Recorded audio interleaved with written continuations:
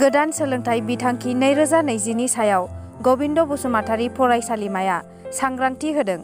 गसाइगाव 10/1/2022 समजों लोगोसे सोलोंथाइनि सायाव रायजो सोरखारा सोलोंथाइनि सायाव गोहोम होनानै गोदान बिथांखिफोर लानायखौ नुनो मोन्दों।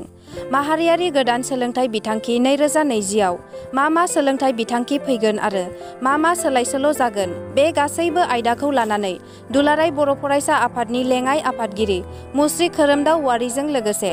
डक्टर दैमालु बसुमतारी बिथांमोनखौ हांख्रायनानै गबिन्द बसुमतारी फरायसालिमा जारागुरिनि फरायसाफोर आरो जितनाल नार्जारी एमएल गमटेट इंलिश स्कुलनि फरायसाफोरखौ लानानै गिबि सांग्रांथि होदों। बे हाबाफारियाव लोगो लानानै खोरोमदाव वारि बिथाङा बेबादि बिबुंथि लाखियो। दिनै गबिन्द बसुमतारी कलेजाव निउ एजुकेशन पलिसिखौ लानानै मोनसे एवेयारनेस प्रग्राम लानाय जादों आरो बेजों लोगोसे जोङो बेयाव माखासे जोंनि आथिखालाव बिटिआर गभर्नमेन्टजों लोगोसे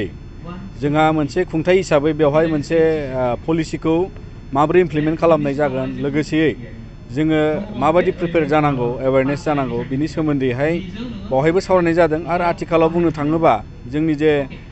बिटिआरनि जे एजुकेशन पलिसि ड्राफ्ट खालामनाय पलिसिजों बावहाय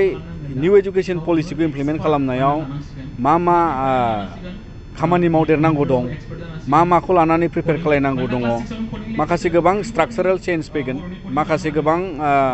जोंनि जे इमप्लिमेन्टेसनाव स्टेट बा बिटिआरनि बाहाय इनभल्भमेन्ट थागोन। दा ओंखायनो बे बाथ्राफोरखौ लाजोबनानै दिनै बिटिआर गभर्नमेन्टनि प्रिपेरेसनजों जों मिजिंथियो जे निउ एजुकेशन पलिसिखौ जोङो स्टुडेन्ट लेभेलनिफ्राय एवेयारनेस लाखिनानै सोलोंथाइखौ जाहाथे गोदान गियान, गोदान सोलोंथाइ लानो हानायनि थाखाय जि प्रिपेरेसन, बे एवेयारनेस लेभेलखौ लानानै जोङो दिनै बेफोरबायदि सावरायनायाव खालामनाय जादों आरो बाहागो लानानै मोजां मोनदों। आरो फैबाय थानाय समाव बिटिआर गभर्नमेन्ट बिटिआर ओनसोलाव जोंहा गोबां मावनांगौ दङ, गोबां पलिसिखौ इमप्लिमेन्ट खालामनायाव बायदिसिना जेंनाफोरखौ बोस्रांनांगौ थासारिबो थाबाय। दा बिनिखायनो नैबे मोनसे सम जे बेवहाय बयबो गोदान सोलोंथाइ आयेननि थाखाय इमप्लिमेन्ट जानायनि सिगांनो बेखौहाय बयबो सांग्रांथियै लानानै थांनांगौ आरो बेखौ इमप्लिमेन्ट खालामनायाव जाहाथे फरायसा, फरायसुलि, फोरोंगिरि, बिमा-बिफा बयबो बेखौहाय माने मोनसे गेबेङै गोदान सोलोंथाइ लानायनि मोनसे स्कप हिसाबै जों आवगायनो थाखाय प्रिपेयार खालायनांगौ। सार, दायो जिहेतु जोंनि बिटिआरनि सिएम सार प्रमद बर' बिथाङा दिल्लीनि माखासे इनफ्रास्ट्राक्चार, स्कुल इनफ्रास्ट्राक्चारखौ लानानै बिटिआरआव एप्लाइ खालामनायनि बाथ्रा बुंदों। नोंथाङा बिटिआरआव स्कुल इनफ्रास्ट्राक्चाराव माबायदि सोलायनायखौ नोंथाङा नांगौ होनना सानो? दिनै जोङो मालाय देश बा दिल्ली गभर्नमेन्टनि जे स्कुल सोलिनाय, बिनि बेबस्थायाव जोंनिफ्राय गोबां teacher exchange programme, knowledge exchange programme खालामनाय जादों आरो दिनैनि बिटिआरनि चिफनि दैदेननायजों बेफोर इनिसियेटिभखौ बिथाङा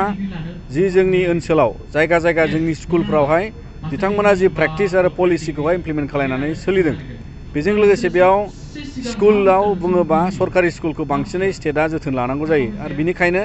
बिथांमोनाबो जि दिल्लीयाव मडेलाव खालामदों स्कुलनि जोथोन आरो बावहाय टिचारनि डेभेलपमेन्ट, फरायसाफोरनि डेभेलपमेन्ट, दा गासैखौबो लाबोनो थाखाय बेयाव खामानि मावनांगौखौ दिनैहाय मोनदांनायनि गेजेरजों बाहाय मावनो थाखाय इनिसियेटिभ लानाय जादों। दा बेयाव जोंनि गुबै जे सरकारि स्कुलावहाय दिल्ली गभर्नमेन्टनि पलिसिखौ गासिबो जों एप्लाइ खालामनो हायाब्लाबो बावहाय माखासे जोंनि पलिसि प्रेक्टिसाव जोंनि फोरोंगिरिनिफ्राय लानानै जि डेभेलपमेन्ट आरो इन'भेसन जोंनाव फैनांगौ आरो लोगोसे जोंनाव जिफोर प्रब्लेम दं बेखौ जेंनाखौ माने बोस्रांनो थाखाय गभर्नमेन्टआ इनिसियेटिभ लानांगौ, पलिसि लानांगौ। थिग बेबायदिनो जोङो बे दिल्लीया जेरैहाय बयबो सरकारि स्कुलाव हाबनानै दिनैहाय मोजां माने सुबिदा मोननायनि थाखाय बिथांमोना बावहाय मोनसे स्टेन्डार्डखौ मोजां खालामनो सेस्था खालामनो हादों आरो जोंबो बावहाय बेखौ हागोन होननानै जों मिजिं दङ आरो बिनिखायनो जि गभर्नमेन्टआ इनिसियेटिभ लादों बेखौ जों वेलकाम खालामो आरो फैबाय थानाय समाव निस्सय दिनै जिबादि नलेज शेयारिं जादों, एक्सचेन्ज जादों, बेखौ लानानै जोंहा फोथायनाय दं जे जोंनि स्कुलफ्रावबो मोजां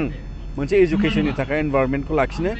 खामानिया मावगोन आरो जोंनि फोरोंगिरिफ्राबो मोजाङै बेवहाय नांथाबनानै समाजजों लोगोसे फरायसालिफोरखौहाय मोजाङै बेंना लांनायनि मोनसे जोथोनखौ मोनगोन।